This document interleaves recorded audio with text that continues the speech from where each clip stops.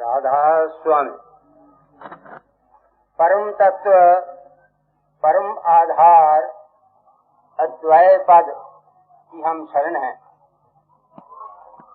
जिस सर्वाधार महासागर की हम सब तिरंगे हैं, हम सब बुलबुलें हैं, उस परमाधार को, सच्चिदानंद ब्रह्म को बार बार नमस्कार नमस्कार। जैसा आप सब भाई बहनों को विदित है, श्री महाराज जी ने मानवता का झंडा बुलंद किया। आजकल की दुनिया में जहाँ मनुष्य जाति टुकड़े टुकड़े हो रही है, दुख के घोर बादल उमड़ रहे हैं, सच्चा धर्म मानवता धर्म ही माना गया है।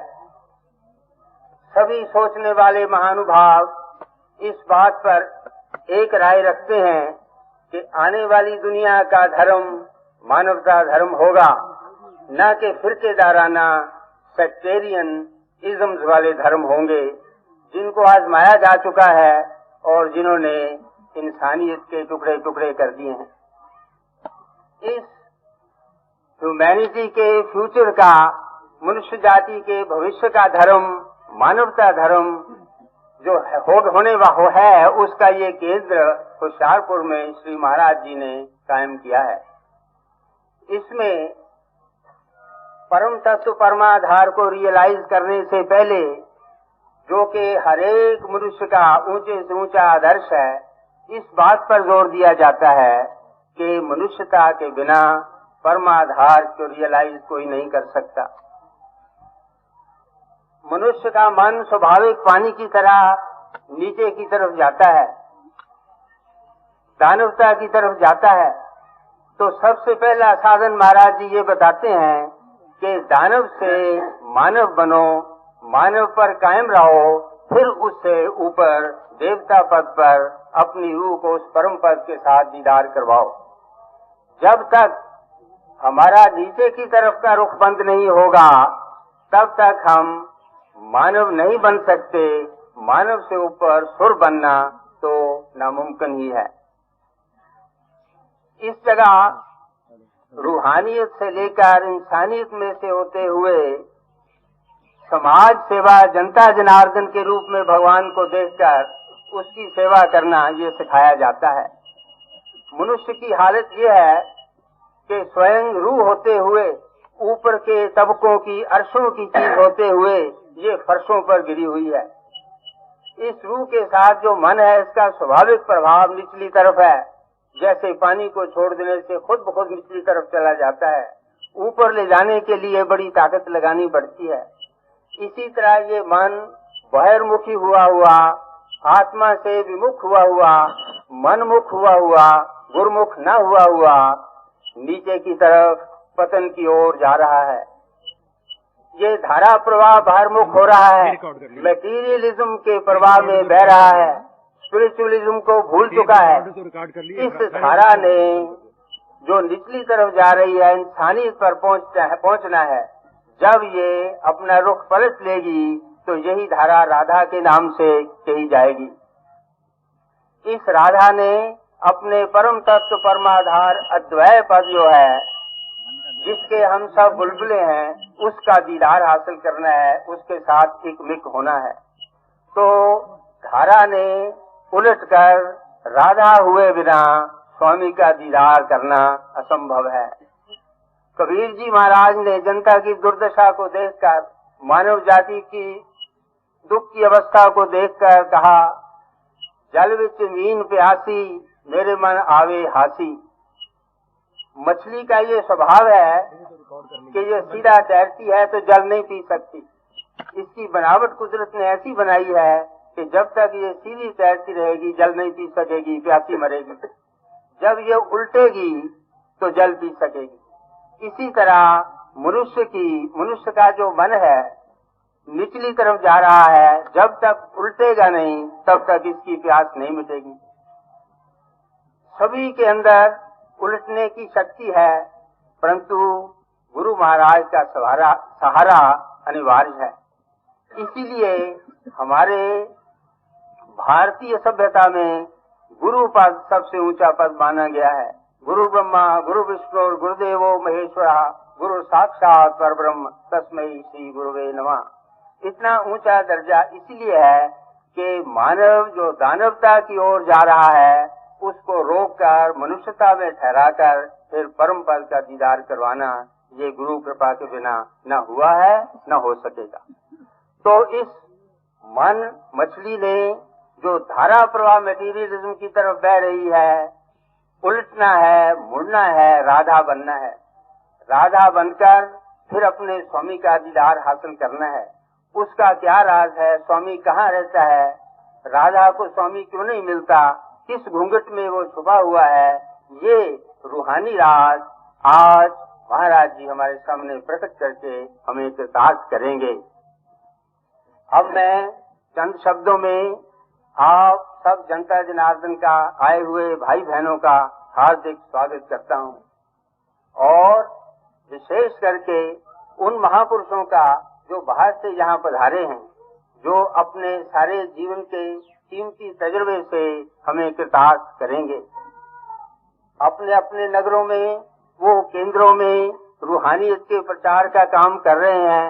मैटीरियलिज्म के प्रवाह से धारा को मोड़कर राधा बनाकर स्वामी के साथ वसल हासिल करने का यत्न बता रहे हैं।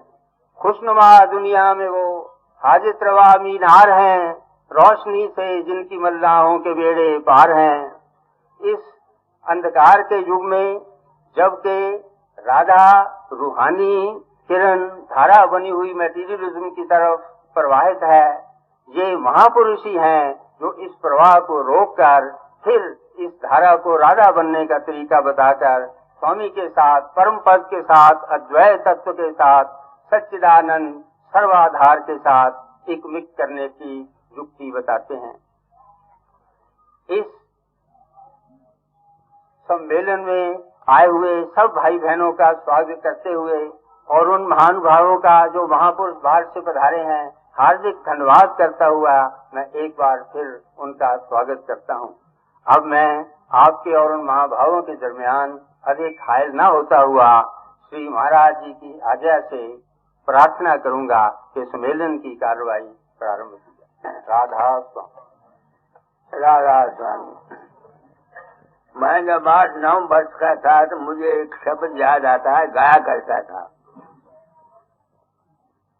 आई बिसाखी तुम्हा पैया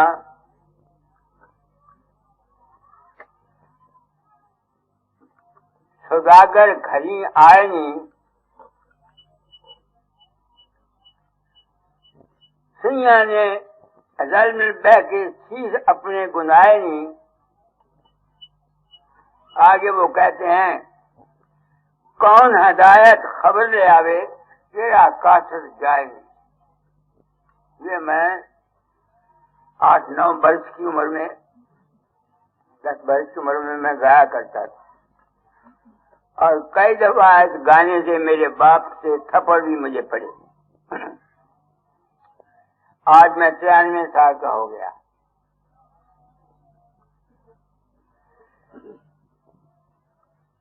मैं उस मालिक जो आधार है, उसका कोई नाम नहीं, सब नाम है, जिसका जैसा विश्वास है वैसा वो उसको याद करता है, उससे प्रार्थना करता हूँ। जय परम तत्व आधार दाता दयाल। आपने ये मुझे हुक्म दिया था कि चोला छोड़ने से पहले तालीम बदल जाना।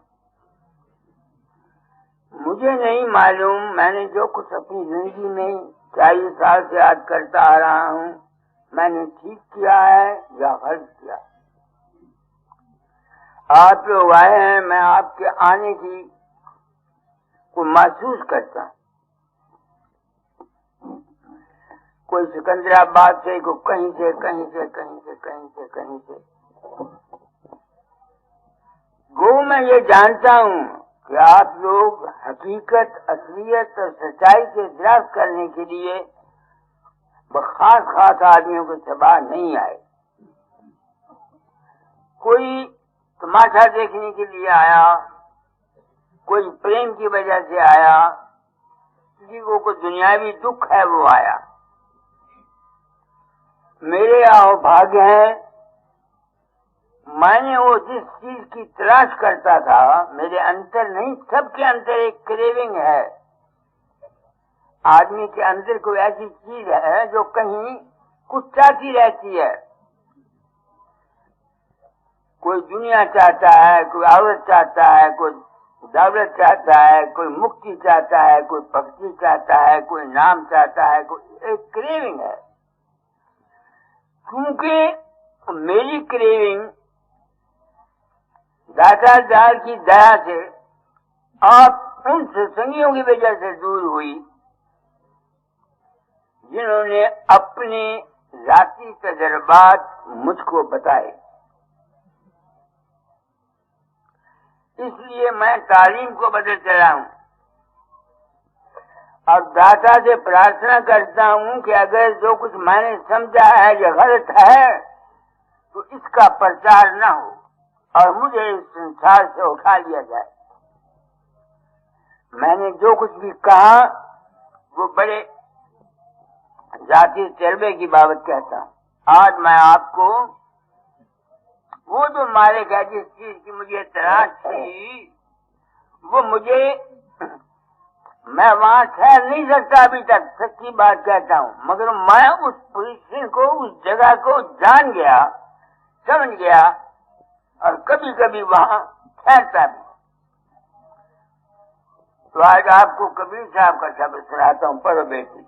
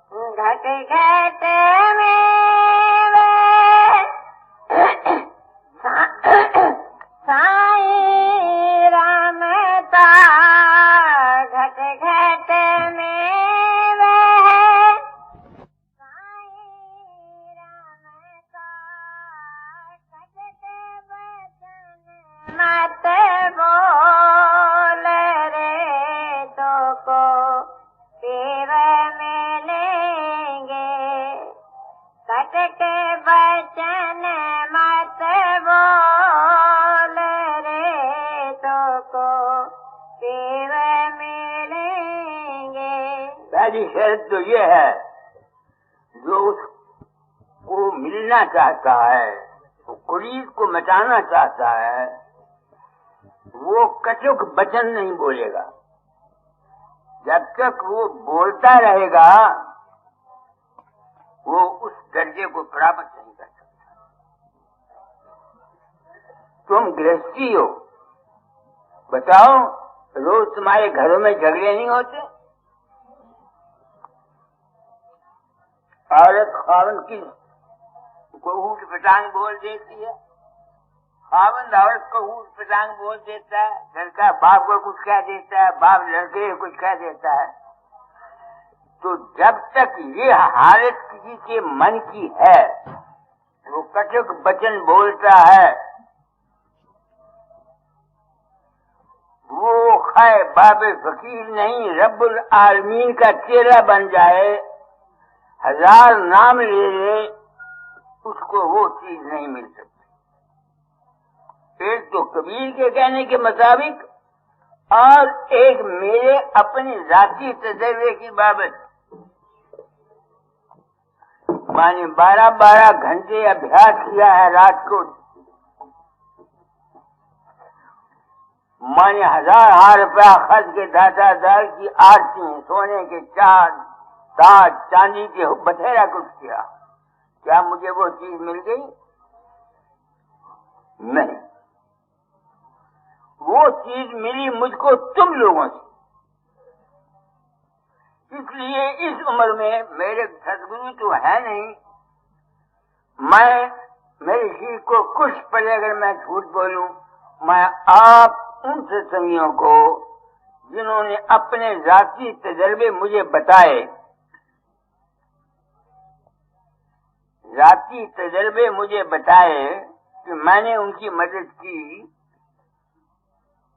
उनको अपना सदगुरु मानता हूं। क्योंकि उस चीज के हासिल करने के लिए जब तक घूंघट नहीं खुलेंगे, वो घूंघट क्या है, औरत झुंड निकालती है ना, इस तरह वो जो हमारा असली सेल्फ है, तो हम असल में फकीर चंद है या असल में तू हो, उसके ऊपर गिलाफ हैं। वो गिलाफ क्या है, कबीर का क्या मतलब है, वो घूंघट किस चीज को समझता है मुझे नहीं पता। मैं घूंघट किस चीज को समझता हूं,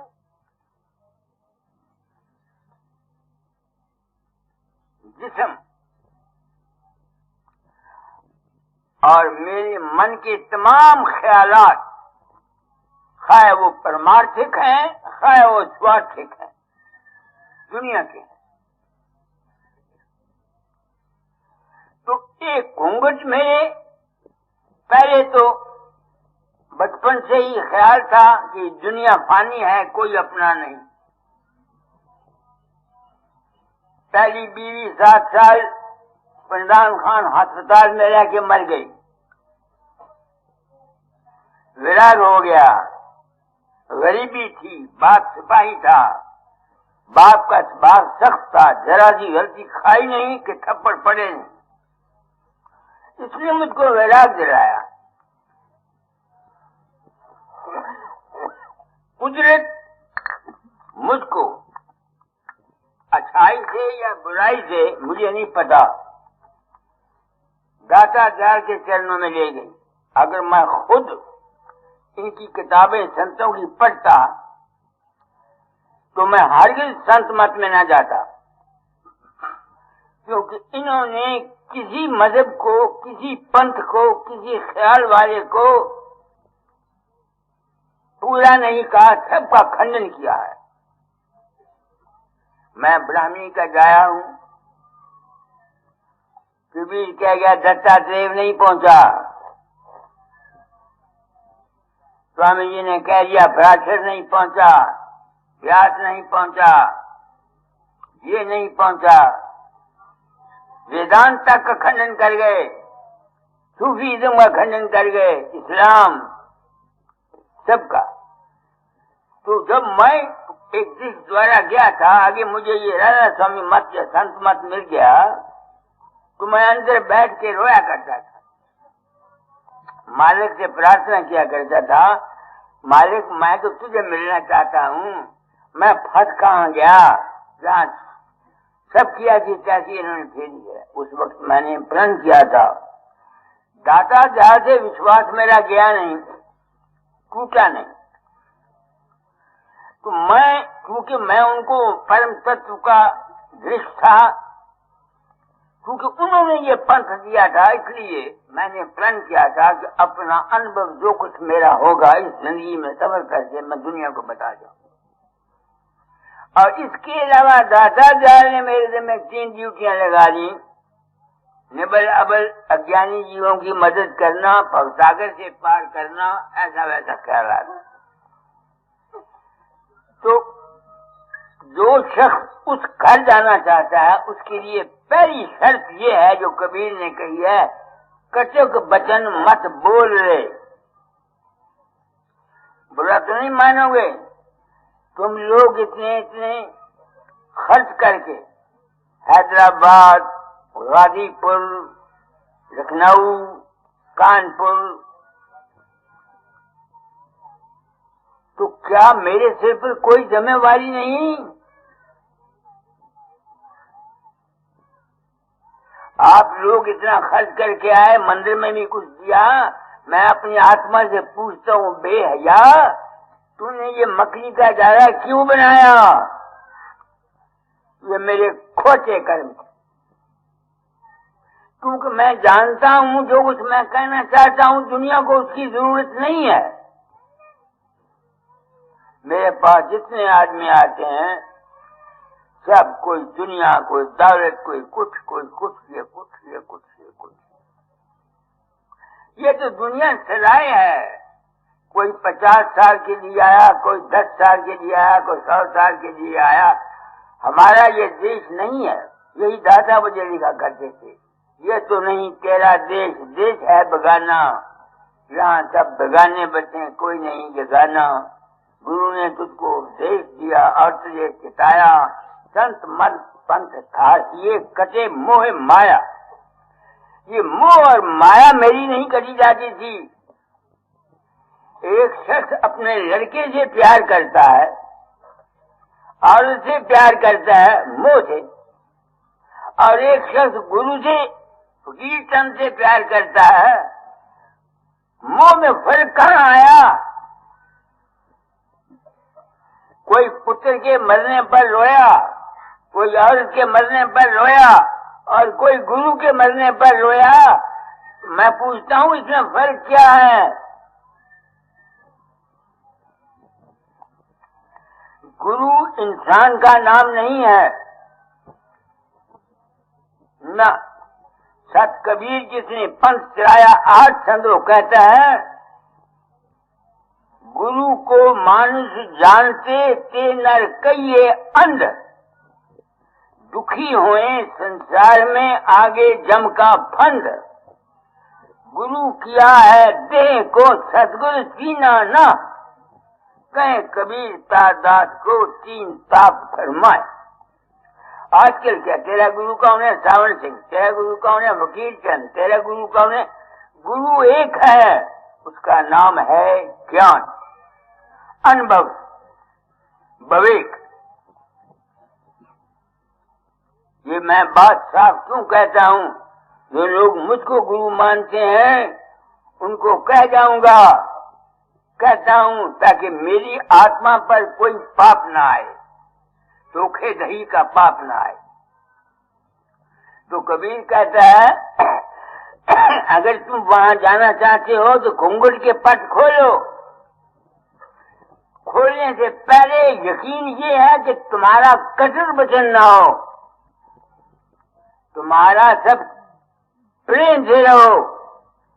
जो घर में ही जिसकी मियाँ बीवी की लड़ाई है, भाई भाई की लड़ाई है, माता पिता की लड़ाई है, इन पार्टियों की लड़ाई है, कांग्रेस और जनता का झगड़ा है, जब तक ये नहीं जाएगा डिस्ट्रक्शन, चाऊस या और झगड़े इस मुल्क से कभी नहीं जा सकते, नहीं जा सकते, नहीं जा सकते।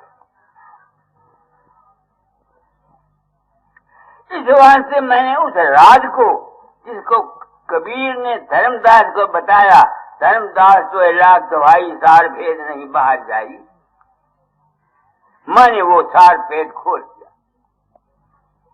स्वामी जी ने कहा संत बिना कोई भेद न जाने, वो तो है कहीं अलग में।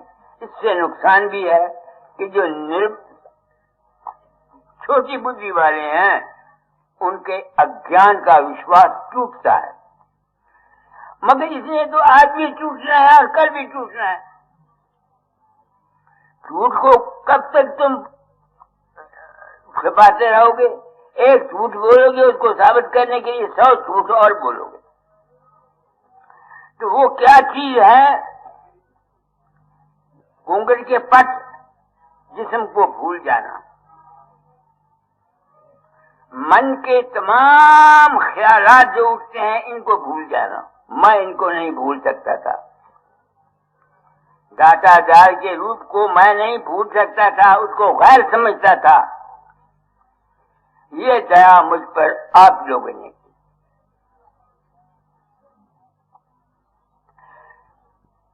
मेरी तो पांव से मिट्टी निकल गई। अगर ये ठीक है जो कुछ मेरे साथ बहसीयत गुरु हुआ और ये सबके साथ मौजूदा और पिछले के साथ गुजरा, और इन्होंने पब्लिक को साफ नहीं बताया, ये मुजरिम है। ये मुजरिम है। मैं बेखौफ होकर कहता हूँ, अगर मैं गलत कहता हूँ हर शख्स को अख्तियार है मेरा खंडन कर दे। मैं को दावा करता हूँ। हाल ही में एक औरत निर्मला, उसका आया हुआ है जेठ, ये वहां बैठा है, ये कश्मीर के सारे वहां का आचार्य है। वो उसने 2 भेजे बक्स, एक में आलू बुखारा, एक में क्या उसका नाम सेब। चिट्ठी लिखी, मैं दरिया में नहाने गई, पैर फिसल गया, आगे चली गई 10 गज मैं चली गई, पानी ले गया भागे, आगे पानी का कुंबर खेलता व्हर्लपूल, उसमें फंस गई। आप आए, मुझे कहते, मैं गया और मैंने उसको बांह से पकड़ करके किनारे पर रख दिया और कहा अभी तुमने और काम करना है। उसने वो केस भेज के मुझको पूछा कि मैंने क्या काम करना है। अब मैं गया होता तो मैं बताता, मैं गया होता तो मैं बताता, मुझे तो पता नहीं। ये हाल क्या वाक़या था। परसों क्यों चिट्ठी आई एक आदमी की, उन्होंने कहा बाबा जी मैं नौकरी के लिए अप्लाई किया हुआ, रिटन टेस्ट था, रिटन टेस्ट में गया तो मुझको सवाल नहीं आते थे, जो क्वेश्चन थे। तो मैंने आपको देखा तो नहीं, मगर आपकी आवाज सुनी, आपने कहा कौन सा सवाल है जो तुमको नहीं आता, बोलो। अगर मैं सवाल बोलता गया, आप जवाब लिखते गए। या तो तुम लोग झूठ बोलते हो, जो ऐसी बातें झूठ बढ़ा के बनाते हो, कोरी होके मरोगे। और अगर मैं झूठ बोलूं तो मैं कोरी होके मरूंगा। मैं तो गया नहीं, मुझे तो पता नहीं और न मैं जानता हूं। ऐसे एक केस नहीं, मेरे पास सैकड़ों केस आते हैं। हफ्ते में कम से कम 15 चिट्ठियां ऐसी आती हैं जहां मेरा रूप दूसरों की मदद करता है, मगर मैं नहीं करता, मुझे तो पता नहीं होता। इस एक ख्याल ने मेरे घूंघट का पंच खोल दिया। कौन सा घूंघट? मन के ख्यालात का घूंघट। मन के ख्यालात के घूंघट। मैं जानता हूं मेरी इस साफ बयानी से मेरी इज्जत नहीं होगी, मेरा मान नहीं होगा, इतना धन नहीं आएगा, समझो। मगर मैं धन इकट्ठा करने के लिए तो नहीं आया। अगर धन इकट्ठा करना तो भी तो सुसरा यहीं छोड़ जाऊंगा, मंदिर को भी यहीं आग लगेगी। मैंने तो नहीं साथ जाना, मेरे साथ जाना है मेरे अमल और मेरे कर्म ने। अगर इन महात्माओं को बीमारियां न आती, तकलीफ न होती, मुसीबतें न आती, इनकी औरतों के साथ झगड़ा हुआ, लड़के इनके नालायक निकले, तो मैं मान जाता कि सिर्फ राम राम जपने से या शब्द सुन लेने से तुम्हारा बेड़ा पार होगा। मरने के बाद क्या होता है, ये थ्योरी है, किसी के पास कोई सबूत नहीं है। अकल काम करती है कि मरने के बाद ये होगा। मैंने मर के एक दफा देखा है। अगर वही जो कुछ मैंने देखा है वही मौत है, फिर तो कोई फिक्र नहीं।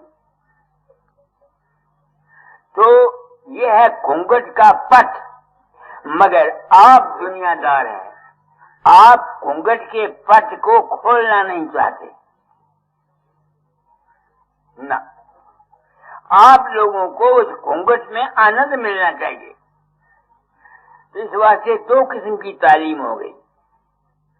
एक, इस घूंघट में रहते हुए खुशी की जिंदगी गुजारना, और एक इस घूंघट को उतार कर करके हमेशा के लिए अपने आप में चला जाना।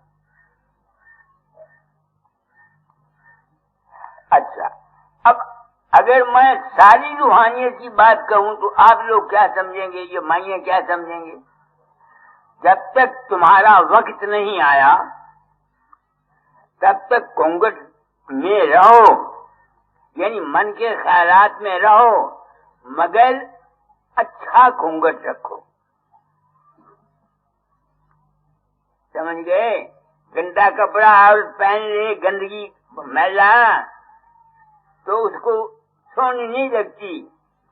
यूं अगर अच्छा चादर ऊपर ली हुई हो, तिल्ला छिल्ला जला हुआ हो, तो घूंघट वाली औरत सबको पसंद आती है, पर अच्छी लगती है। लड़कियां हो ताज नुए हो तो। समझ के मेरी बात को? मैंने क्या कहा, मेरे मतलब के भाव को समझना। मैंने क्या कहा है आपको? आप आगे नहीं जाते, कोई परवाह नहीं, वो तो हर चीज का समय है। जब तक तुम इस घूंघट में हो, अपने घूंघट को ठीक बनाओ। उसका क्या मतलब?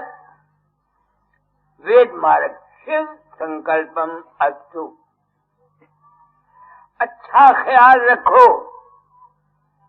मन है तो घूंघट ही, मुझे तो यकीन होना चाहिए कि नहीं होना चाहिए।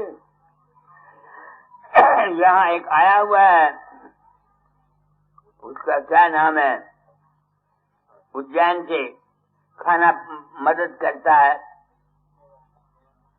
उसने कुछ दिन हुए मुझे लिखा कि वो जमींदार है, तो खेत के बीच में मचान बना लेते हैं, रात को सुबह अभ्यास करने बैठ गया। कहता 5-6 मील का एक चांद मेरे सामने आया, उसमें से देवता निकल रहे थे और उस देवताओं की सफ को चीरते हुए आप आए, मैं आया, और माँ ने उसका हाथ पकड़ा, चल तुझको सावित्री के दर्शन कराऊं।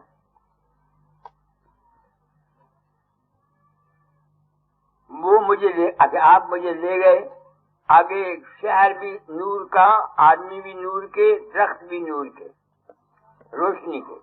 उसके आगे एक दरिया चल रहा था, वो भी नूर का। आपने नहाया और कहा कि इससे आगे फिर। अब जब उसने मुझको ये चिट्ठी लिखी, तुम बताओ, मैं ब्राह्मणी का जाया हूं, आग लगे इस गुरुवाई को, इस इज्जत को क्या करूंगा? जब मरूंगा क्या होगा मेरे साथ? मिट्टी मिट्टी में मिल जाएंगी। अब मैं तो गया नहीं उसके अंदर, न मुझे पता है। वो यहीं आया हुआ, उसका मैं नाम भूल गया। गणेश लाल जी। गणेश है जी। हाँ, गणेश। तो ये लोग मेरे गुरु साबित हुए। इन्होंने ये मुझे यकीन करा दिया कि इसके अंदर जो रोशनी आई, देवता नजर आए, नूर का रोशन नजर आया, वो मैं भी नजर आया, मगर मैं तो था नहीं। जब मैं नहीं था तो वो भी असल नहीं थे, वो माया थी। वो जो कुछ तुमने देखा, उसने देखा, वो क्या था? उसकी अपने ही मन की कल्पना थी ना, और तो कुछ नहीं था। तो योग की जो मंजिलें हैं, संत योगियों को अधूरा कहते हैं। माफ करना मेरी बात को। योगी ज्ञानी ज्ञानी सब ने चक्कर खाया, चक्कर तो खाया ही, चक्कर तो मैं तो गया नहीं। अब अगर मैं ऐसी बातों को, जो लोग मेरे साथ मंसूब, 2000 अंग्रेज हैं अमेरिका में, अब मैं फिर जाऊंगा, 3 दफा जा चुका हूँ, अब वो फिर बुलाते हैं। मुझे नहीं पता होता, वो मेरा ध्यान करते हैं, उनके काम हो जाते हैं। ये बुंदे तुम देखते हो, मैंने क्या पाया खाने में? 5,600 रुपए के हैं दोनों। बात क्या थी? मैं वहां गया, वो एक औरत और एक मर्द, एक उसकी लड़की आई, कहे हम गरीब बहुत हैं। मैंने उनको बोला, भाई तुम ध्यान किया करो और अपने अंतर सच्चे होकर मांगे करो। जब मैं फिर गया तो उसकी फर्म चलती थी, काम बड़ा अच्छा था। मेरे कान में कुछ कम सुनता है, इसलिए उसने एक डॉक्टर को बुलाया, उसने 3 घंटे मेरे कान टेस्ट किए, ये बुंदे दे गया। मैंने पूछा कहाँ गया, उसको कितने पैसे थे? वो कहती आपको पैसे से क्या गल? मैं बता तो सही, $650। मैं यहाँ आया, मेरे बाप के पास $650 कहाँ से आए? मैंने मुंशी राम को बोला 500 रुपया मैक्सिमम ए रेट की कीमत होती है हिंदुस्तान में, वो 500 रुपया मंदिर में दे दो। जान खराजी हो गई।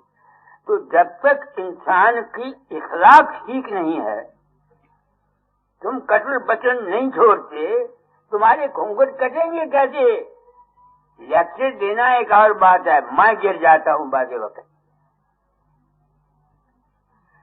वक्त मैं गिर जाता हूँ।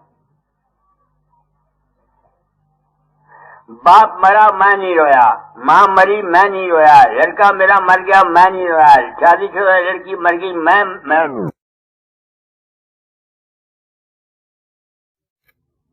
कि तू नहीं रोया। यहाँ क्यों रोया? मेरी अकल नहीं काम करती,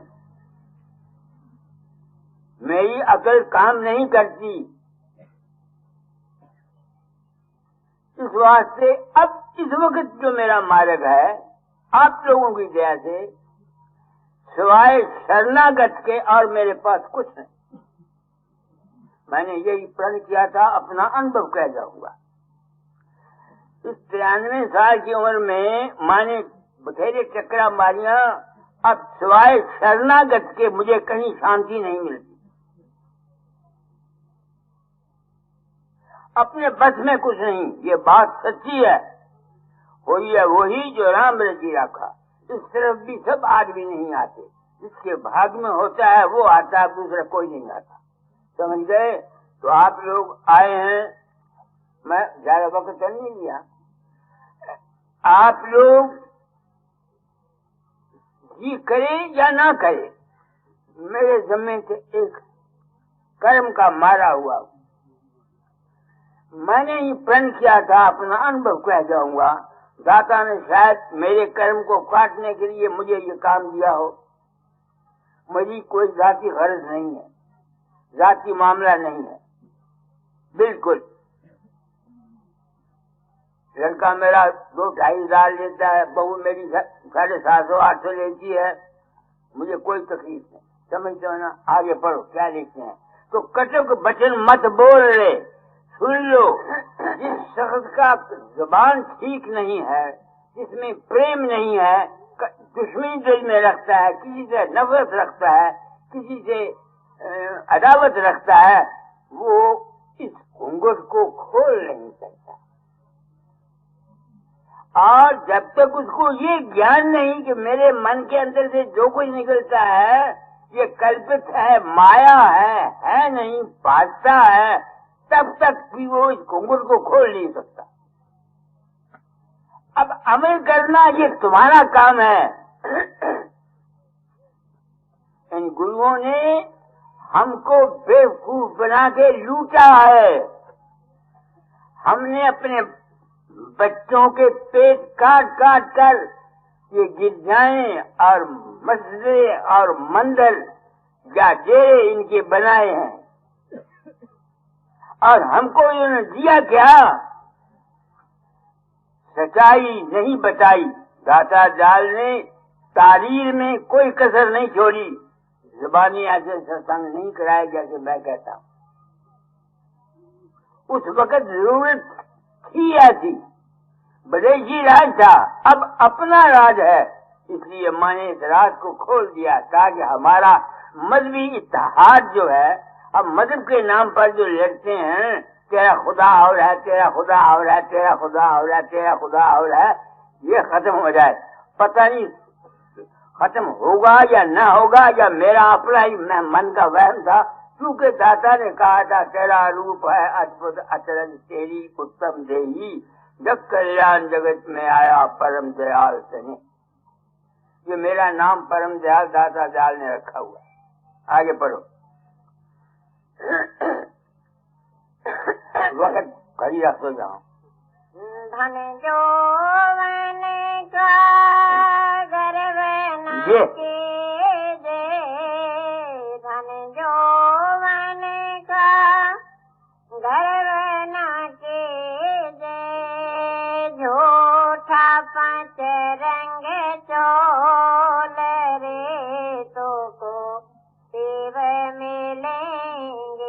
अब एक शर्त तो वो है, इसे धन और जोबन का क्या।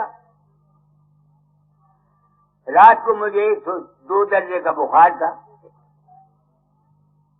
अब समझ गए मेरी बात को कि नहीं? यानी उस घर पहुंचने के लिए ये शर्तें जरूरी हैं। सिर्फ बाबे फकीर को गुरु धारण कर देने से और बाबे फकीर के मंदिर, मस्जिद, स्कूल, प्लस लगा देने से तुम्हारा बेड़ा पार नहीं होगा। तुम उस अपने घर को नहीं जा सकते। हाँ, धन दोगे धन मिल जाएगा, ये ठीक है। प्रेम दोगे प्रेम मिल जाएगा, ये ठीक है। इसको तो मैं मानता। मैंने सारी जिंदगी जिया है, मुझे मिलता है। मैंने सारी जिंदगी जिया है, मुझे मिलता है। मगर अगर कोई ये कहे कि मैं गुरु के 6 कमरे बना दूं, डेरा बना दूं, ये कर दूं, वो कर दूं, तो तुम इस यानी उस पिया को मिल सकोगे? नहीं, हरगिज नहीं, हरगिज नहीं। मैंने इसी वास्ते मुसीबत लिया है। मेरे भाइयों, लुटो मत। दो खुशी से, जो मर्जी है, मगर दान देना भी लिमिट के अंदर होना चाहिए। अब खास तादाद तक मैं तुम लोगों को लूटना नहीं चाहता। मेरे कर्म ऐसे थे। दाता जाल ने, एक शख्स है कोई जिले का, किशोरी लाल का नाम है, उसने मुझे लिखा कि आप लिखते हैं आप अनामी धाम से आए हैं, क्या दूसरे गुरु अनामी धाम से नहीं आए? मैं कहता हूँ मैं ही नहीं, गुरु ही नहीं, जो चीज भी ज़हूर में आई है वो अनामी धाम से ही आई है। हर एक चीज।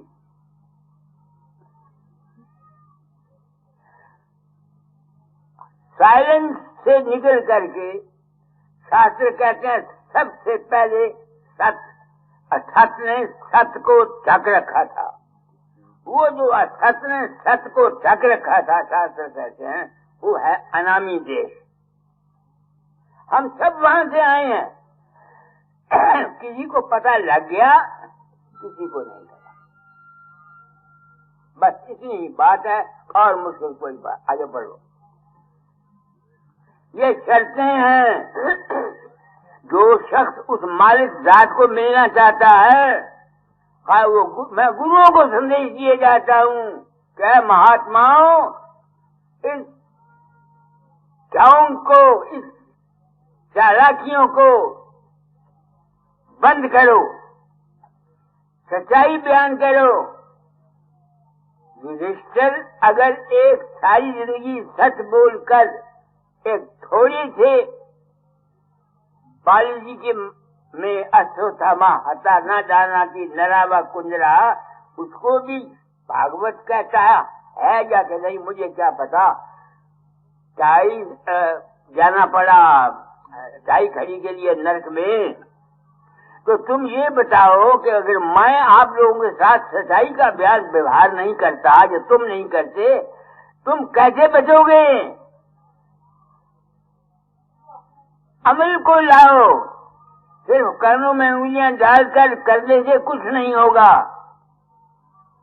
मैंने 12 साल कानों में उंगलियां डाली, बीन के बाजे सुने, सारा मंडल बीन होती थी। 12 साल के बाद घर आया, क्या मैं कामी नहीं हुआ?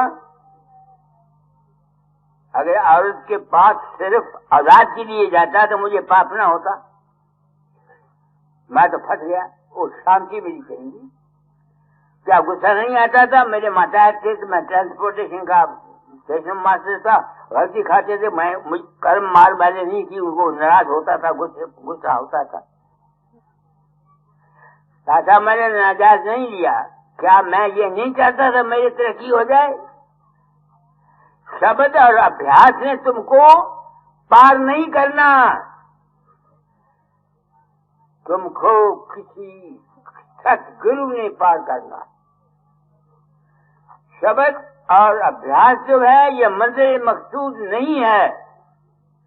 ये मन को ठहराना, मन को इकट्ठा करना अपने मन की चंचलता को दूर करने के लिए है और ज्ञान हासिल करने के लिए। आगे बढ़ो।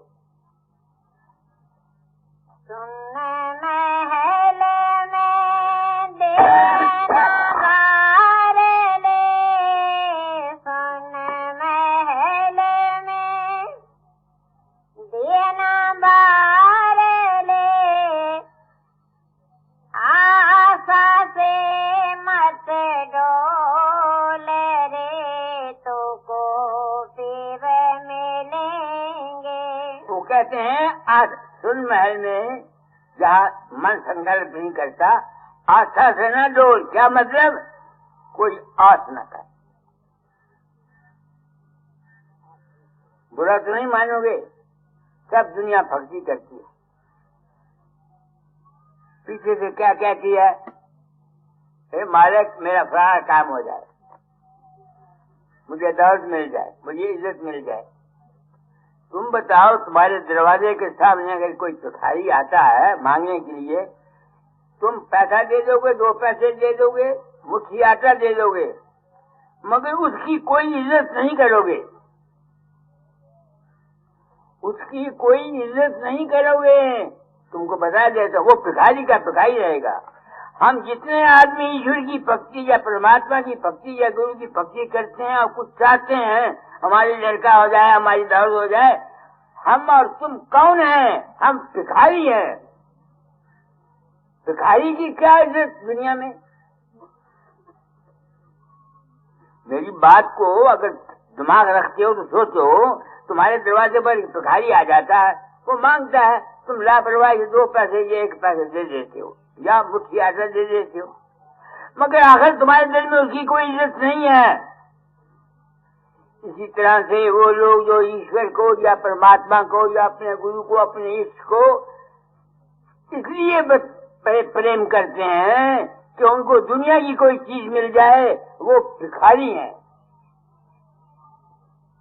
माने अपनी जिंदगी में दादा दादा सवाए 2 दफा के कभी दुनिया की चीज नहीं मानी, कभी नहीं मानी। एक दफा लड़की की शादी के लिए बर नहीं मिलता था, तब उनसे कहा, या जब लड़का एक मेरा मर गया तो औरत मेरी 2 साल तक रोती रही, उस वक्त मैंने प्रार्थना की कि महाराज अब खैरियत है, क्योंकि जिसके घर में हर स्यापा रोना पाएगा है, याद रखना, जिस घर में औरत के आंसू चलते हैं उस घर में शांति नहीं है। ये बात आगे बोलो।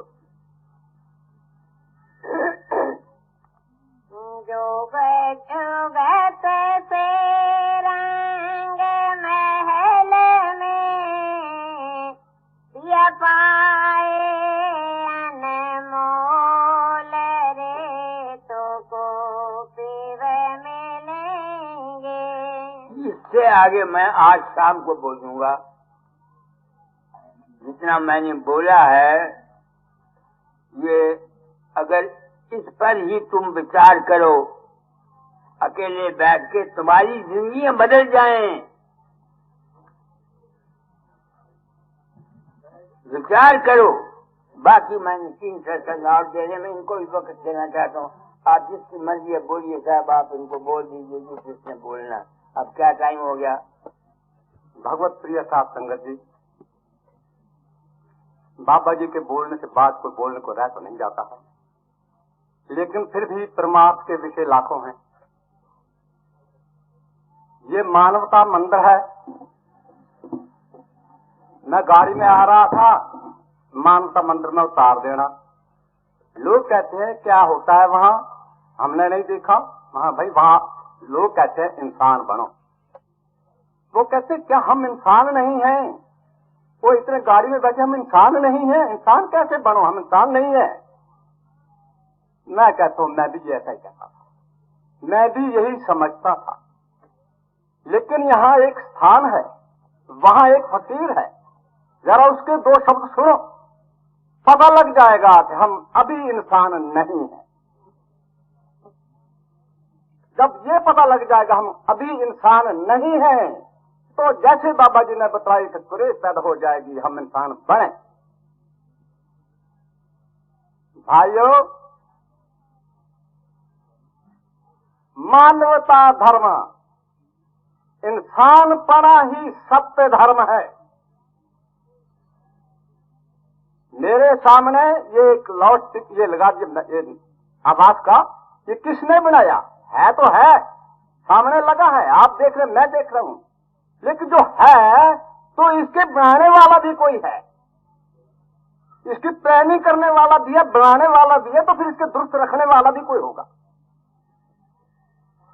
ये सब बिल्डिंगें हैं मानवता मंदिर की, ये शामियाने लग गए हैं। जो कुछ दिखता है, नजर आता है, इसके बनाने वाला कोई है। किसी ने ये बिल्डिंगें बनाई हैं तब यहां है, किसी ने शामियाने लगाए हैं तब यहां है। संसार दो धारी है। एक संसार उस मालिक की रचना है। मालिक की रचना को और ज्यादा मुफीद बनाकर और ज्यादा खूबसूरत बनाना ये इंसान ने कर दिया। मालिक ने धरती बनाई है, दरख्त बनाए, इंसान बनाए, सड़क इंसान ने बना दी। मालिक ने बेबान बनाए, खेत इंसान ने बना दिए। मालिक ने दरिया बनाए, नहर इंसान ने बना दी। इंसान भी एक तरह का छोटा खुदा है, बनाता है, खुद मखलूक भी है और खुद खालिक भी है। सज्जनों, तो जो कुछ दृश्य मात्र नजर आता है, कैसे चांद चलता है, कैसे सूरज चलता है, कैसे नवग्रह चलते हैं, कैसे ज्योतिष विद्या जारी है, कैसे साइंस जारी है, कोई कानून है और किसी लॉ के अंदर सब चल रहे हैं, तभी ज्योतिष विद्या चलती है। तभी हम अगले का अंदाजा लगा सकते हैं कि रेगुलरिटी से चले। मौसम रेगुलरिटी से आते हैं, चंद्र ग्रहण तहरीर के मुताबिक आते हैं, सूर्य ग्रहण तहरीर के मुताबिक आते हैं, तारे छुप जाते हैं, तहरीर के मुताबिक छुप जाते हैं। कोई लॉ है जिस पर संसार चल रहा है। अगर है कोई लॉ, तो लॉ के बनाने वाला भी जरूर है, जिसने वो लॉ बनाया है। लॉ का नाम अगर कुदरत है, तो लॉ के बनाने वाले का नाम कादर है। और उसने ये सब कुछ बनाया, वो कौन था उसको मदद देने के लिए, कौन था उसको प्लानिंग करने के लिए, किसने उसकी सहायता की? स्वयं केवल अकेला, कोई दूसरा नहीं, अद्वैत। सब कुछ बनाया बगैर किसी की मदद के, सहारे के। सब कुछ संभाला हुआ है बगैर किसी की मदद के, सहारे के। और सबको तोड़ मोड़ के नए सिरे से बना रहा है बगैर किसी मदद के, प्लानिंग के। इसलिए वो सर्वशक्तिमान है, खुद ही अकेला करता है सब चीज, सर्वशक्तिमान है। और बनाया नहीं, बल्कि बनाने वाले में भी विराजमान हो गया, अंदर बाहर सब जगह विराजमान हो गया। वो दाएं बाएं सब जगह है। हम उसी प्रभु के बीच में बैठे हुए हैं। तुम्हारे दाएं बाएं वही प्रभु है। तुम्हारा हाथ नहीं हिल सकता कि प्रभु की यहाँ मौजूदगी नहीं है। अंदर बाहर एक रस एक मैं खुद हो गया। तो इस तरह से वो सर्वव्यापी हो गया। यही नहीं कि 84 लाख किस्म के जिया जंतु में सर्वव्यापी हो गया। अरे मैं एक हूं और मेरे अंदर सर्वव्यापी है, लेकिन मेरी चमड़ी में अरबों कीटाणु हैं जो जिंदा हैं, उनमें वो है, जिंदगी वो है। मेरे खून में अरबों कीटाणु हैं, उनमें जिंदगी वो है। मेरे वायु में और मेरे पेट में लाखों जिर्म हैं, किलबिल कर रहे हैं, उनमें वो है। रब में रब है, मुझ में रब है, मेरे अंदर अनेकों भंडार भरा पड़ा है, इसमें रब है। जो कहते हैं जो ब्रह्मंडे सो पिंडे, और ब्रह्मांड में तो वो बड़ा भारी दरख्त है, जब मेरे पिंड में भी ये है नहीं। ब्रह्मांड में तो बेशुमार समुद्र है, कि मेरे पिंड में भी है नहीं। क्या है जो पिंडे सो ब्रह्मंडे, जो ब्रह्मंडे सो पिंडे। और भाई जिसको हम तलाश करते हैं वो है, हम उस सत्यता को तलाश करते हैं, उस भगवान को तलाश करते हैं। तो वो भगवान जो बाहर तलाश करते हैं वो अंदर भी है, वो है सर्वव्यापी और जिए जंत में है। हम कहते हैं इधर उधर कुछ नहीं है, खाली जगह है, तो ये निरंकार है और ये मालिक है। कोई खाली कहाँ, जरा खुर्द बिल लगा के देखिए तो हमारे सामने अरबों खरबों जुर्म क्रिम चल फिर रहे हैं और उनमें वो है जिंदगी है। हम आटा गूंदते हैं, मलेरा डालते हैं, फूलता है आटा, जरा खुर्द बिल लगा के देखो वो आटा खाने के लायक नहीं, उसमें लाखों जुर्म किलबिल कर रहे हैं। दूध से दही बनाते हैं, दूध खाने के लायक नहीं, लाखों जुर्म किलबिल कर रहे हैं।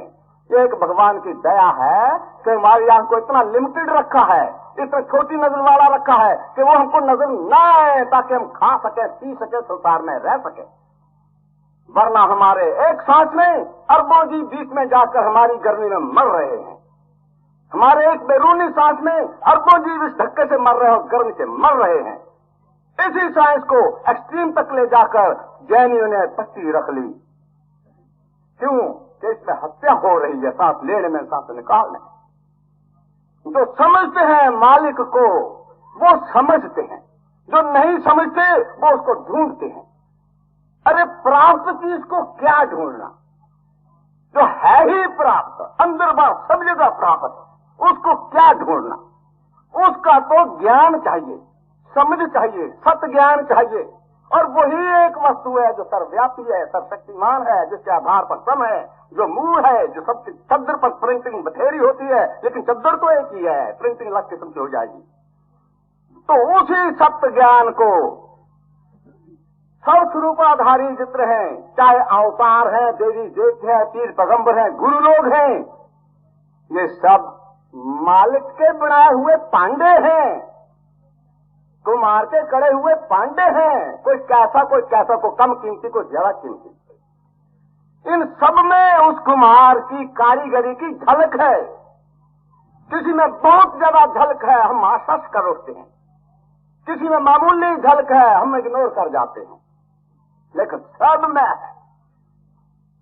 तो वही एक मालिक सत्य, उसी से हम तुम सर्व संसार 84 लाख क्या अरबा खरबा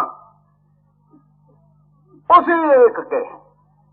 वो हमारा पिता है, वो हमारा मूल है, और वो केवल अद्वैत सत्य है। जैसे बाबा जी ने बताया, बाबा जी की वाणी एक मूल है जिसको आज तो किसी ने झुटलाना है, सदियों तक कोई झुटला नहीं सकेंगे। ये सत्य है जो हमारा इष्ट है। तो सत्य धर्म जो मानव धर्म है वो सत्य से शुरू हुआ, सत्य धर्म। तो उस धर्म का पहला अंश हमारा इष्ट देव भी सत्य है, और हम उसी एक सत्य का कबीला है। हम नहीं, चांद सूर्य सितारे नवग्रह इत्यादि जो भी है वो हमारा एक कबीला है। हम एक घर के रुकन हैं। जब ये ख्याल आता हम एक घर के रुकन हैं, हम एक बाप के बच्चे हैं, हम एक घर में जवाबदेह हैं, तो इससे हमें आपस में प्यार होता है, आपस में प्यार आता है। हम तो हैं ये घर के, इंसानों में नहीं, हैवानों में भी जो कुछ है सब में प्यार आता है, कायनात से प्यार होता है। यही प्यार हमें बांध रखता है, यही प्यार संभाल रखता है, और इसी प्यार में हम तो में जज्ब हो जाते हैं, इसी प्यार से फिर उड़ाते हैं। ये है स्नेह, सत्य से स्नेह, और सत्य से उपज हुई सारे संसार की सब दृश्यमान चीजों से स्नेह। जो अदृश्यमान है उनसे हम स्नेह ही नहीं कर सकते हैं। ये हमारा दूसरा सत्ता है सत्य धर्म का। सत्य और सत्य के विचार से एकता का भाव है तो स्नेह। अब अगर हम एक हैं, एक कबीला है, एक घर है, तो स्वभाववश ही हमें एक दूसरे का फिक्र होता है। दूसरों का दुख हमें अपना दुख लगता है, दूसरों का सुख हमें अपना सुख लगता है। किसी के दुख को दूर करने से हमारे दुख भी दूर हो जाते हैं, किसी को सुख पहुंचाने से हमें भी सुख नसीब हो जाता है। ऐसी भावना से अपने निष्क्रिय कर्म करने के बाद टाइम निकलने पर मौके पर हम एक दूसरे का हाथ बटाते हैं, एक दूसरे के दुख दर्द में शरीक होते हैं। और ये जो दुख दर्द में शरीक होना है, ये हमसे वो कर्म करवाता है जिससे एक दुख दर्द को हम घटा बढ़ा सकें, दूर कर सकें। ये स्वाभाविक सेवा है, हम खुद सेवा का स्वरूप हो जाते हैं। आज हम इस ख्याल पर उतराते हैं, खुद सेवा का स्वरूप हो जाते हैं। हम करते नहीं सेवा, हमारा मन सेवा करता है। मन के साथ हमारी कर्म इंद्रिय सेवा करती है, हमारा ज्ञान सेवा करता है। हम सेवा उस भगवान की करते हैं क्योंकि उसके हैं सारे। तो ये तीसरा सत्य है, सत्य स्नेह और सेवा। अब दूसरी बात यह है, भगवान हमेशा से है, हमेशा रहेगा। संसार भी हमेशा रहेगा, अदलता बदलता रहेगा पर हमेशा रहेगा। हमारी तरह जिया जंतु भी हमेशा रहेंगे। तो ये विचार भी हमें हमेशा रहना चाहिए ताकि हमारा प्यार भी हमेशा रहे, हमारी सेवा भी हमेशा रहे, हमारे उस सत्य धर्म पर विचार भी हमेशा रहे। ये कभी हमारा मन उचाट न हो जाए, कभी हम इधर उधर न हो जाएं। इसके लिए चाहिए दृढ़ता, गंभीरता, मुश्किल मिजाजी और डटे रहिए। इसका नाम है साहस। हारना नहीं है मालिक के स्नेह से, हारना नहीं है संसार के स्नेह से, हारना नहीं है सेवा के स्नेह से। और ये है साहस, ये है हमारा चौथा तत्व, हिम्मत। ये हमारा जो सत्य धर्म है वो हमारा इष्ट है, जो सत्य है। जो स्नेह है ये हमारा परम धर्म है, जो सेवा है ये हमारा परम कर्म है, और जो साहस है ये हमारा मित्र है। साहस से हम आशावादी बने रहते हैं, कभी हार नहीं मानते। जो हार नहीं मानता आशावादी है वो एक दिन मंजिल मकसूद तक पहुंचता है। तो ये साहस हमारी गाइडेंस करता है, हमें हौसला देता है। लेकिन सज्जनों, इन चार सत्यों की संभाल करना पड़ेगी सत्य धर्म में। बातें बहुत आते हैं, रुकावटें बहुत हैं। क्या रुकावट है? एक तो बेरूनी सज्जनों की रुकावट है। हम चलते हैं बाबा जी के दर्शन के लिए तो बुजुर्ग कहते क्या जाता है वहां, उधर चल जोर सिद्ध को, देख कितनी दुनिया जा रही है, सत्संग में क्या लेना, चल ज्वालामुखी जी को। हमारे बाप दादा इस किस्म की लाइन के हैं, हमारे सास ससुर इस किस्म की लाइन के हैं, वो बाधा बन जाते। हम सत्य ढूंढने जाते हैं और वो उनकी श्रद्धा असत में है, वो अपनी श्रद्धा के अनुसार खींचते। हम चाहते हैं ये भी हमारी श्रद्धा के अनुसार चले। खैर हम सत्संगी हैं, गुरुओं के शागिर्द हम बर्दाश्त कर लेते हैं, बुजुर्गों को चरण भी छू लेते हैं, बर्दाश्त वो नहीं बर्दाश्त करते हमें। और मैं ब्राह्मण का लड़का हूं भाई, मुझे तो सब ब्राह्मणों ने बंज डाल दिया था जब मैं राधा स्वामी बना था। 3 साल तक मैं घर मुंह नहीं देख सका माता पिता का, क्योंकि वो सब बरखलाते पंडित लोग थे कि हमारे देवी देवताओं को छोड़ करके एक जिंदा मनुष्य के पांव पड़ गया। भाई कुछ कहो, ठीक है। तो एक तो ये आदमी है जो इससे आगे भी हम सत्य धर्म पर जाने से हमें रोकते हैं, और दूसरे हैं हमारे अंदर ही की पाप वासनाएं, काम क्रोध लोभ इत्यादि, मान प्रतिष्ठा का ख्याल, नफे नुकसान का ख्याल, अपने निज स्वार्थ का ख्याल, ये बाधा बीच में डालने वाले। तो फिर पंजवां सत्ता है उन बेरूनी बाधा डालने वालों से, इन अंदरूनी नुकसान डालने वालों से सावधान रहो। तो पांचों सत्ता सावधानता, होशियार रहो, जागते रहो। हमला हो जाएगा कभी न कभी। अगर आप जागते हुए होंगे आप हमले को सरका देंगे। आप में प्रेम है, आप किसको दुख नहीं देंगे, कटु वचन नहीं बोलेंगे, जैसे बाबा जी कह गए हैं, किससे विरोध नहीं करेंगे, विरोधियों को विरोध करने दो। आप हंस करके देखो तो उनका विरोध मर जाएगा, क्रोध मर जाएगा। मेरे साथ क्या हुआ भाई, मैं यहाँ कैसे आ गया हूँ, मैं तो बड़ा पक्का था व्यास का। ये भी एक सबब भी होते हैं, जैसे बाबा जी को उनकी किस्मत खींच कर ले गए दयाल जी के पास, मुझे मेरी किस्मत खींच कर ले आई बाबा जी के पास। ये तो गाड़ी का इंजन है, जो भी इंजन जुड़ गया है गाड़ी के साथ वो उसी गाड़ी में जाएगा जहां वो इंजन जाएगा, चाहे कहीं से आकर जुड़ा है वो उसी इंजन के साथ जाएगा। अब मैं नहीं जाता हूँ ब्यास वगैरह में, मुझे लगता ही कुछ नहीं वहां तो चाचे ताऊ की बात आ गई। मेरे गुरु के मरने की देर थी कि झगड़ा हो गया, गुरु ये बने वो बने वो बने। वो गुरुओं के झगड़े क्या लेना, गुरुओं ने आकर झगड़ा है तो वो गुरु ही नहीं है, वो संसार मांग रहे हैं। अगर झगड़ा है तो हमारे सन्यासियों का आश्रम हुआ, ये हिंदू धर्म सम्मेलन इलाहाबाद में, बहुत से आदमियों ने हमारे बद्री नारायण के जगत गुरु को जगत गुरु ही नहीं माना, शंकराचार्य नहीं माना। क्यों? वहाँ 2 हकदार बन गए थे, उनका झगड़ा हुआ, पंचायत से नहीं माने, कचहरी में मुकदमा हुआ, हाई कोर्ट में एक जीत गया, तो जो हार गया वो उसको अभी तक नहीं मानते, वो उसको नहीं मानते हैं, और ये बिजलाल तो दोनों को नहीं मानता है। जहाँ झगड़ा हो गया वहाँ संत कहाँ, वहाँ अध्यात्म कहाँ।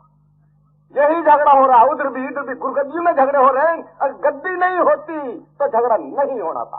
प्रॉपर्टी है, प्रॉपर्टी के साथ इज्जत है, इज्जत में आदमी बंध गया तो यह अंदर का दुश्मन से तो गुरुओं को खा लिया, तो सावधान होना पड़ेगा। यहाँ बड़े बड़े गुरु गिर गए हैं।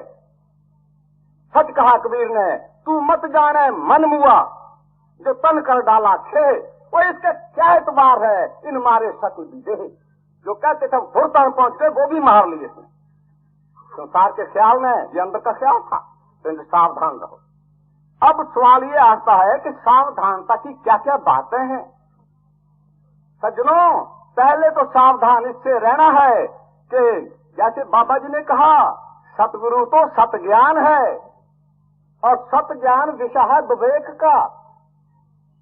विवेक की बुद्धि को उर्दू में कहते तमीज़ी अक्ल, हिंदी में कहते विवेकी बुद्धि, अंग्रेजी में कहते कॉमन सेंस। खरे खोटे का निर्णय कर सके, नफा नुकसान का निर्णय कर सके, अपने प्राय का निर्णय कर सके, ये विवेकी बुद्धि हम में है, तभी हम इंसान हैं, बाकी हैवानों से बड़े हुए हैं। इस विवेकी बुद्धि को मत नष्ट होने दो। है ही थोड़ी सी बाबा, इसको डेवलप करना है, ना कि नष्ट करना है। इसके संभालने के लिए पहली बात है महापुरुषों की संगत करो जो विवेकी हैं। विवेकहीन तो सतगुरु भी नहीं चाहिए। कबीर ने कहा था सब चीज पशु है, नर पशु नारी पशु, नर पशु नारी पशु, और पशु संसार, वेद पशु संसार। कबीर मानते ही है जाहि विवेक विचार। विवेक विचार से हम विचार जो कर रहे हैं, बाबा जी ने अपने विचार रखे और हमारे दिलों ने वो पकड़ लिए। अब हम अपने विचार सोच रहे हैं, हमारे विचार ऐसे, और बाबा के विचार से ही ये विचार निकले हैं, उनसे सीखे हैं।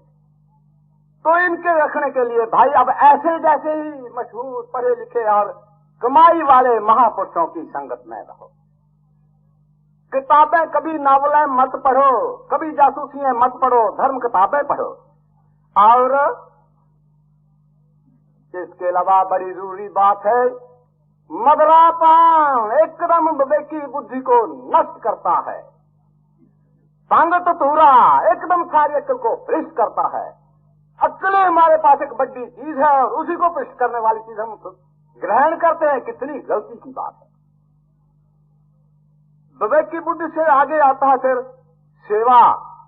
सेवा तो हम तब करते हैं जब हमारे दिल में रहम आता है, दर्द उठती है, दिल रहम दिल है, दिल दर्दमंद है। रहम दिल कैसे हो सकता है जो दिन में तलवार उठाकर बकरे कत्ल करता है, जो कुकुर कत्ल करता है, जो बेचारी मुर्गी के अंडे को अंत में पिसल ठोकता है, उसका दिल नरम होगा।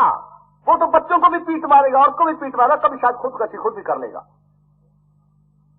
तो इस बात से बचो, मांस से भी बचो। अब है साहस, ये हौसला दृढ़ता कैसे बनी रहे। ये बनी रहेगी अगर कैरेक्टर कायम रखा है। ब्रह्मचर्य को संभाला है, जिन्होंने ब्रह्मचर्य संभाला है वो बड़े से बड़े पहाड़ चढ़ते हुए भी डरते नहीं है, घबराते नहीं है और हारते नहीं है, डटे रहते हैं। जिसका ब्रह्मचर्य खराब नष्ट हो चुका है वो किसी काम पर भी थोड़ी देर के बाद टिक नहीं सकता, उचाट होकर इधर उधर चला जाता है। और ये ना गंभीरता आती, ना मुश्किल मिजाज आता है, ना साहस आता है जब कैरेक्टर नहीं है। इन्हीं 3 बातों की हमारे राधा स्वामी संतों ने जोर से सिफारिश की है। मत पियो शराब, मत खाओ मांस, और अपने ब्रह्मचर्य को संभालो। संभालो का मतलब यही है जो बाबा जी ने बतलाया था, मुर्जादा के मुताबिक ही बात। ये था हमारा सत धर्म। लेकिन अब वही सतगुरु, वही सत परमात्मा जो सब जगह व्यापमान है, जिसको हम देख रहे हो, बतलाओ किसी एक पत्ते का बयान करके दिखलाओ कि इस पत्ते की क्या खूबसूरती है, क्या बनावट है, एक जरा सी चीज को पकड़ लेंगे आप, आपको वो बनाने वाला बेअंत ही नजर आएगा। हर एक चीज पर परमात्मा बेअंत ही नजर आएगा।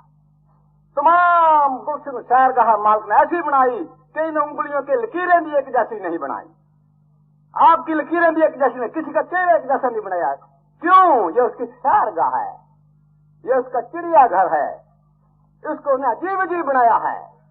तो इसको देखकर पता लगता हमें कि इतना प्यार भर दिया संसार में, बनाने वाला कितना प्यारा होगा। आपको शान को नहीं दूंगा।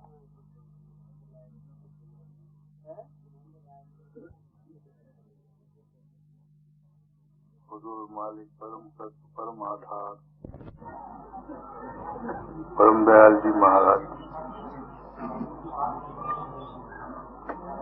उसी स्वरूप के भिन्न रूप ये मुराद साहब महापुरुषों, आप सबको बैसाखी मुबारक हो।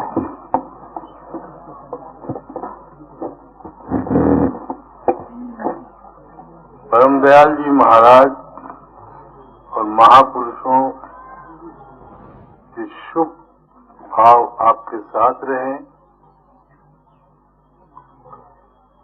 इस संसार की सारी खुशियां आपके भाग में आए।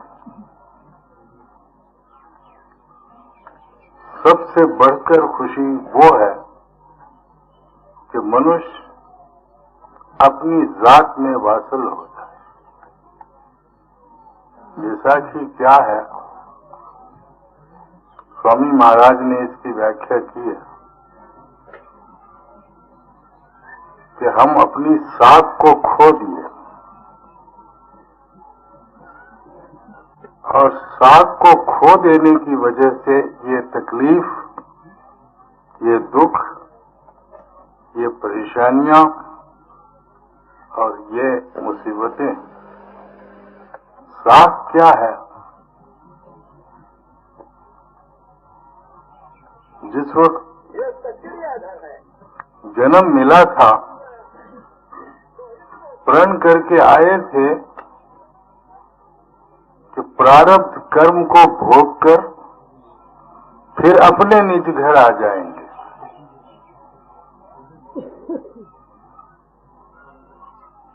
लेकिन उस प्रण को हम भूल गए।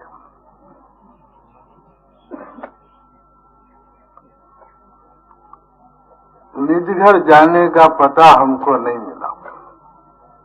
हम मन और इंद्री और विषय भोग में फंस गए।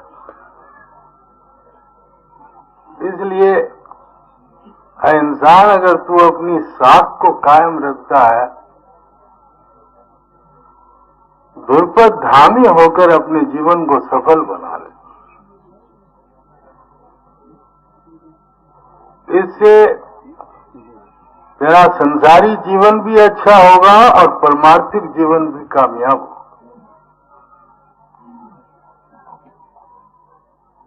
बैसाखी संत सम्मेलन जो होशियारपुर में हो रहा है, बसंत आंध्र प्रदेश में होता है। महाराज जी हिंदुस्तान के कोने कोने में जाकर अपनी सच्चाई की घोषणा कर आए। तो हम यहाँ आए हैं ये सबूत देने के लिए कि महाराज जी का अनुभव क्या हमारे अनुभव में भी आया है या नहीं आया। महाराज जी हमको पूरी स्वतंत्रता दिए हैं कि अगर महाराज जी के अनुभव में हमको कुछ खिलाफ कहना है, खंडन करना है, निर्भय होकर खंडन कर जाओ।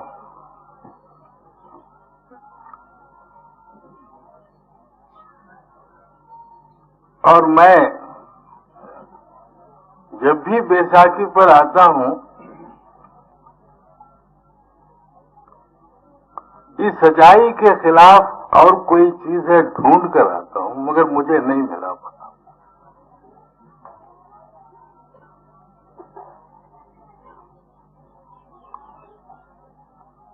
आज का विषय ये है कि घूंघट हमारी खुल जाए, पर्दा हट जाए। तो अनुभव क्या है? महाराज जी कहते हैं कि कई लोगों के अंदर मेरा रूप प्रकट होता है, मदद करता है, मगर उसका इल्म महाराज जी को नहीं होता।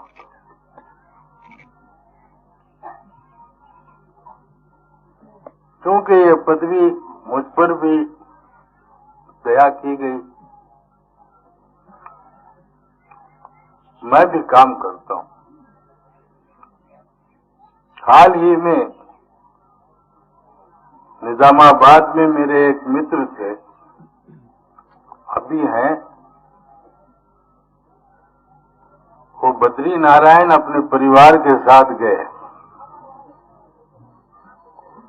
और उनका इरादा केदारनाथ को भी जाने का था। चूंकि मुझ में वो मित्र हैं, आध्यात्मिक विषयों पर चर्चा होती रहती है, उनका मुझ पर विश्वास है, भाव है, मेरा आदर करते हैं, धनवान है। तो वो बद्रीनाथ परिवार के साथ गए और वहां की तकलीफें देखकर उन्होंने ये किया कि भाई अब केदारनाथ नहीं जाएंगे, बस यही यात्रा खत्म कर देंगे और घर वापस जाएंगे। घर वाले भी मायूस हो गए। तो वो सज्जन अपने स्वप्न में क्या देखते हैं, मैं प्रकट हुआ और मैंने कहा ऐसा नहीं हो सकता, तुम केदारनाथ भी जाओ, तुमको केदारनाथ में इतनी तकलीफ नहीं होगी जो बद्रीनाथ में हुई है। उनको हौसला हो गया। उन्होंने सुबह कहा, आनंदराव ने आके कह दिया है, अब हम केदारनाथ भी जाएंगे। तो केदारनाथ गए। फिर वापस सिकंदराबाद से होते हुए, चूंकि उनको विश्वास हो गया था, मेरे पास मिठाई उठाई लेकर आ गए सब परिवार के लोग। अब मैं बैठा था, मैंने कहा भाई यात्रा सफल हो गई। कहने लगे महाराज आपने कहा हमको हौसला हो गया। मैंने कहा मैं क्या कहा? तो हम बद्रीनाथ में बस हिम्मत हो गए। आपने स्वप्न में आकर कहा कि नहीं जी केदारनाथ भी जाओ। आपके कहने के मुताबिक गए हम परिवार के साथ, कोई कष्ट नहीं हुआ। केदारनाथ की भी यात्रा हमारी सफल हुई, हम आए हैं। आपने बड़ी दया की। मैंने कहा भगवान का नाम लो। मैं तो इसलिए आपसे पूछा कि यात्रा को गए और वापस आए, लेकिन मुझे इसकी कोई खबर नहीं। अगर मुझे खबर होती तो तुम्हारे आने के साथ ही मैं कहता था कि मैंने तुम्हारी मदद की, मैं तुम्हारे स्वप्न में आया। तो इस अनुभव के जानने के बाद अन्य महापुरुष भी मेरे साथ हैं।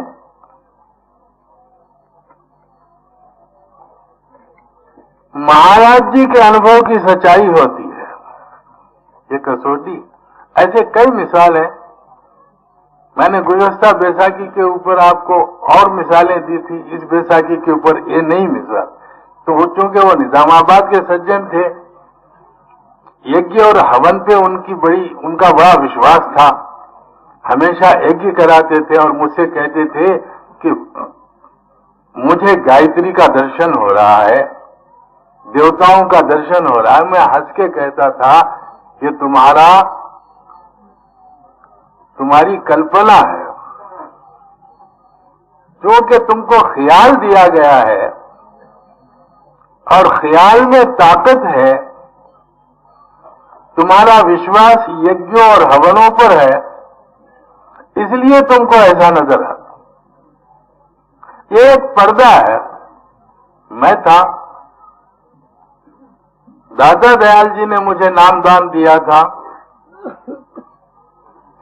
मैं 1958 तक दादा दयाल का रूप देखते हुए बड़ा खुश हो जाता था। जिस दिन दादा दयाल के दर्शन होते, सबको कहता कि दादा दयाल ने दर्शन। 58 से लेकर 67 तक महाराज जी के जब मैं सत्संग सुना तो मेरा सब, मैंने कहा ये क्या कहते हैं, हम तो खुश होते हैं। कहते हैं ये तुम्हारा मन है।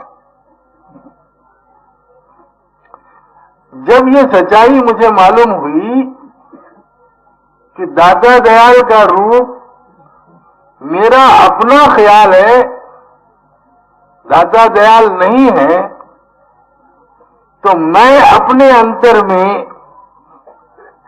यकीन हो गया, ये पर्दा मेरा खत्म हो गया। तो सच्चे मालिक की तलाश की तरफ रुजू हुआ। 58 तक मैं इस पर्दे में था, मुझे रास्ता नहीं मिलता था।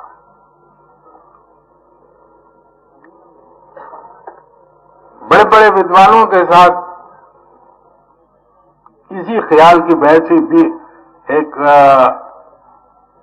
एक सज्जन है मिस्टर मान, उन्होंने भी अपनी किताब में ये लिखा कि इंसान का ख्याल जब घना होता है, जिस पर उसका विश्वास होता है, जिसके ऊपर भाव होता है, वो प्रकट होता है। ऐसे समय में हमें अगर कोई अनुभवी महापुरुष मिल जाए तो हमारी मार्ग निर्देशनता होती, वरना हमारा सारा किया कराया हुआ काम जाया होता। ये एक पर्दा है और इस समय इस पर्दे के खोलने की जरूरत है। क्यों? हमारा धार्मिक द्वेष, वो मुसलमान है, वो हिंदू है, वो जैन है, वो पारसी है, वो यहूदी है। अगर हमें ये पता चला कि हिंदुओं के दिमाग पर चूंकि हिंदू संस्कार बने, हिंदू संस्कारों का उनके ऊपर प्रभाव पड़ा, उसका हिंदू लोग राम को भगवान मानते हैं। मुसलमानों के दिमाग के ऊपर मुसलमानों का संस्कार पड़ा, जिसको हम राम मानते हैं वो रहीम कहते हैं। अगर ये ज्ञान सबको हो जाए तो हमारा आपसी इत्तेहाद हो जाएगा। माने वो किसी खुदा को किसी रूप में, लेकिन वो तो है नहीं खालिक मखलूक न खिलकत, कर्ता कारण काज न दिक्कत, राम रहीम करीम न केशो, कुछ नहीं कुछ नहीं कुछ नहीं, उस मालिक का कोई रूप नहीं। अगर ये हमारा पर्दा खुल गया तो हमारा ये धार्मिक पक्षपात दूर हो जाए।